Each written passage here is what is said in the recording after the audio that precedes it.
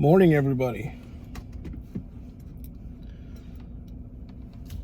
And I thought the lighting was a little better in here than the truck. I'm getting the truck going. Are you guys ready for the oil apocalypse 2020? So I just want to give you an update here. I've decided to embrace the subject. Everybody seemed to really like it and be involved in the last video I made, so it got a lot of attention, likes, and comments. So I'm just getting the truck going, and I've got better light right here, so I thought I'd start right here. Does anybody want to do the weekend wrecks? Let's do the weekend wrecks. There's still plenty of trucks laying over taking naps up here.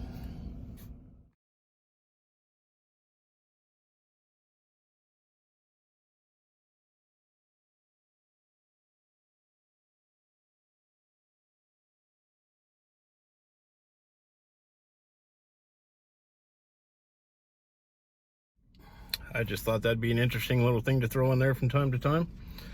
The story on one of those rollovers would just amaze you. Apparently, the res police didn't see a taro sticker on the truck, and the word is, straight from the tow company guy, that they actually did a pit maneuver on that semi and got it to roll over. That sounds just unbelievably crazy, but that's the story. All right, let's get to it here.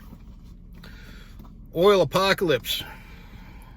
We're at, I think it's up a buck, so what are we, 33 something this morning? So here's the information I got. I'd like to start off with a major producer, and I believe all the major producers, the big boys out there, probably are in the same position, okay? So I just want to put a little light on the situation. This was a statement from one of the big oil companies, the one I happen to be going to work for. Well, I'm not working for them, but I'll be driving on their locations. Of course, everybody's cutting back, obviously, right? So they are going to reduce their drilling completions by $200 million.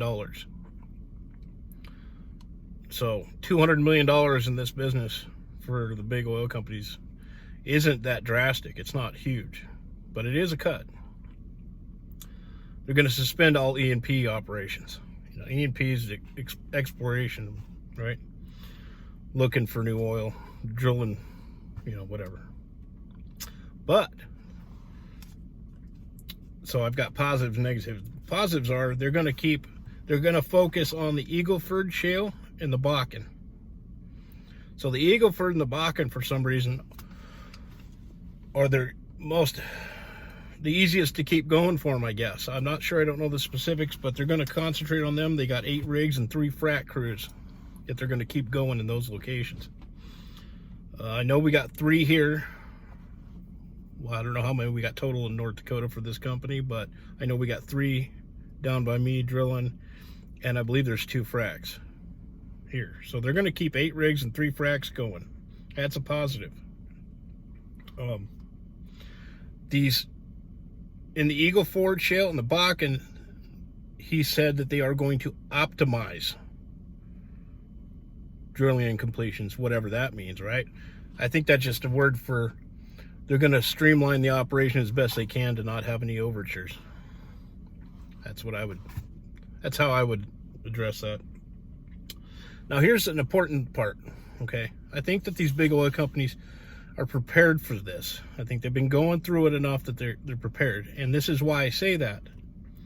This company has $3.9 billion in liquidity. Okay? $858 million in cash. And $3 billion in credit. Everybody take that in? That doesn't sound too terrible, does it?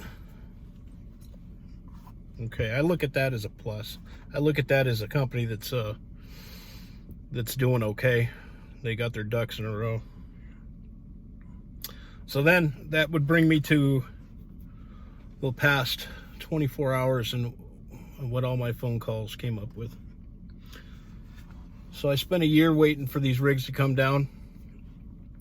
It was going to make my whole year this year. I had to get leased on with the company that was doing the work. And I just made it in My paperwork went through. I am on board. I'm good. I talked with dispatch yesterday, and I think it looked like I'm the last guy to make it. That last owner operator. From after me, they're not taking any more on. A week ago, they were. Now they're not. So that has changed. But luckily for me, I'm in there. So good for me. Bad thing is they're not bringing any more on. So they're cutting. The other negative would be we were looking like we were going to get jamming right away. And now it looks like I am at the bottom of the ladder. So, you know, I'm not going to be first call. I have to work my way up in there. But all their schedules are full right now. So we'll see what happens. We'll see where that goes. You know, I think once we get to completions, we'll see what happens. We got 5 pads and 2 to 3 rigs. We don't know if we're going to keep the third one. So as long as they keep drilling and they actually frack and complete those wells, we're in good shape.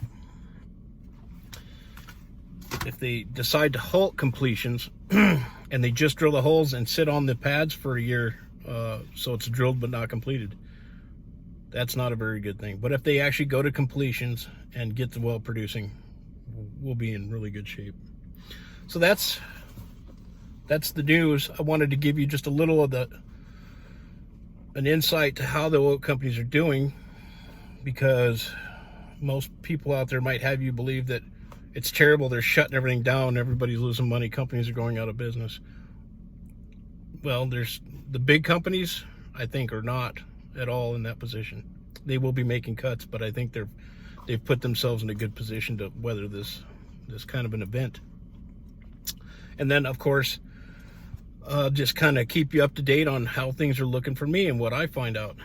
And so far, it's kind of 50-50. We made it at least onto the new company. I still have my old production wells, and we'll see what happens with completions here. So, all right, folks, that's your oil apocalypse update. All righty, y'all be blessed and take care of yourselves.